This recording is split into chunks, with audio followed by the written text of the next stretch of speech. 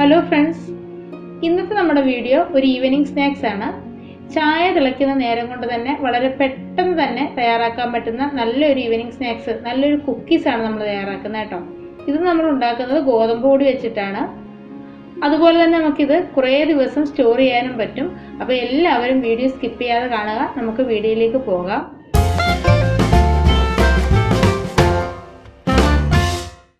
അപ്പോൾ നമ്മളുടെ കുക്കീസ് തയ്യാറാക്കുന്നതിന് വേണ്ടി ആദ്യം തന്നെ ഒരു വലിയ ബൗൾ നിറയെ ഞാൻ ഗോതമ്പ് പൊടിയാണ് എടുത്തിട്ടുള്ളത്. അതൊരു പാത്രത്തിലേക്ക് ഇട്ട് കൊടുക്കുന്നുണ്ട്.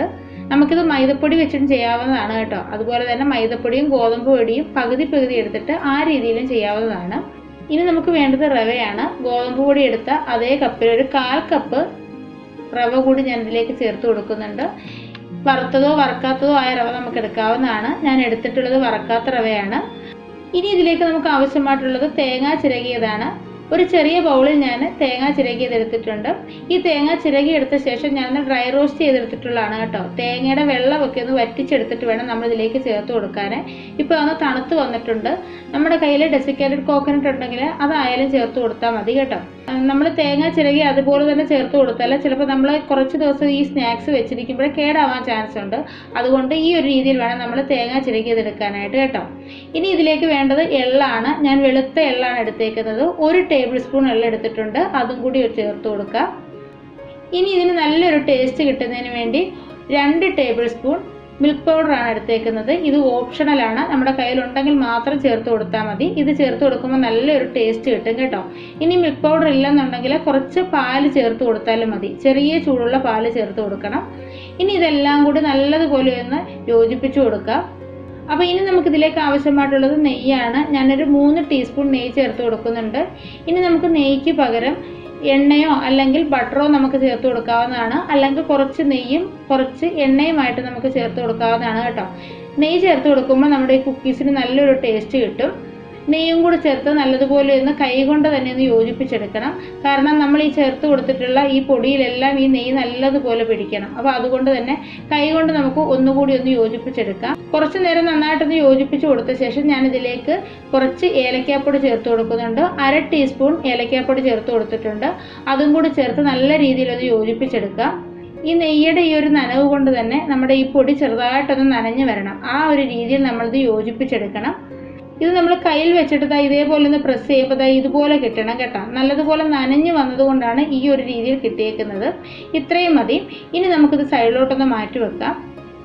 ഇനി ഞാനൊരു ബൗൾ എടുത്തിട്ടുണ്ട്. ഇനി ഇതിലേക്ക് നമുക്ക് മധുരത്തിന് ആവശ്യമായിട്ടുള്ള പഞ്ചസാര ഇട്ട് കൊടുക്കാം.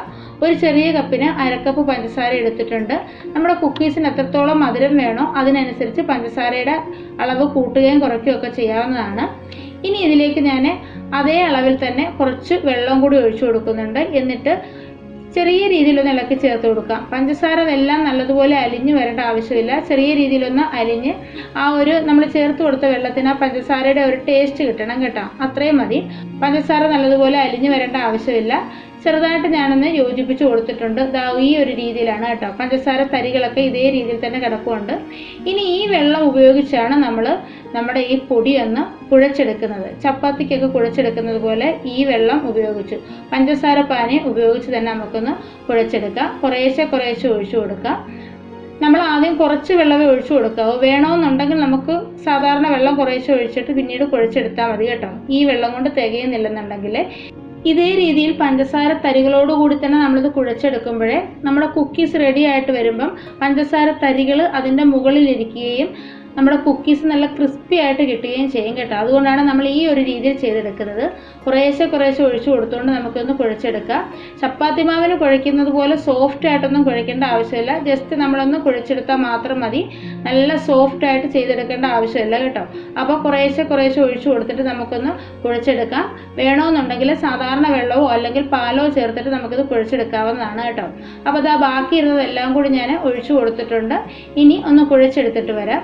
നമ്മൾ എടുത്തു വെച്ചിട്ടുള്ള പഞ്ചസാര പാനി കൂടാതെ ഞാൻ 2 ടേബിൾ സ്പൂൺ സാധാരണ വെള്ളം കൂടി ഒഴിച്ചു കൊടുത്തിട്ടുണ്ടായിരുന്നു.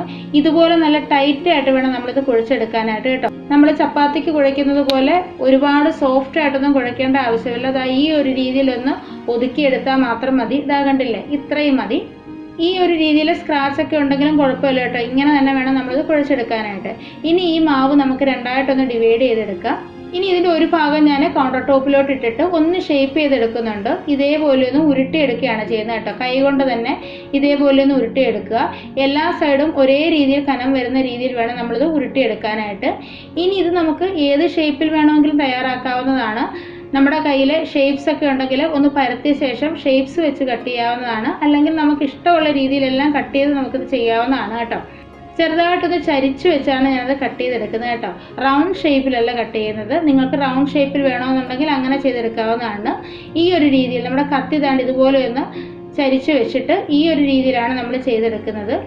ഇതേ രീതിയിൽ ആദ്യത്തെ ഒരു പീസ് ഞാൻ കട്ട് ചെയ്തിട്ടുണ്ട്. അത് നമുക്ക് നല്ല ഷേപ്പിലൊന്നും കിട്ടത്തില്ല. ബാക്കിയുള്ളതെല്ലാം നല്ല ഷേപ്പോട് കൂടി തന്നെ നമുക്ക് കട്ട് ചെയ്യാം.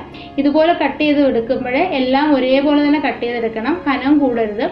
ഈ ഒരു രീതിയിൽ എല്ലാം നമുക്ക് പെട്ടെന്ന് തന്നെ ഒന്ന് കട്ട് ചെയ്തെടുക്കാം. കുട്ടികൾക്കൊക്കെ ഇഷ്ടപ്പെടുന്ന നല്ലൊരു സ്നാക്സ് ആണ് കേട്ടോ. നമ്മൾ ദൂരയാത്രയ്ക്കൊക്കെ പോകുമ്പോഴേ നമുക്ക് കൊണ്ടുപോകാൻ പറ്റിയ നല്ലൊരു സ്നാക്സ് ആണ്.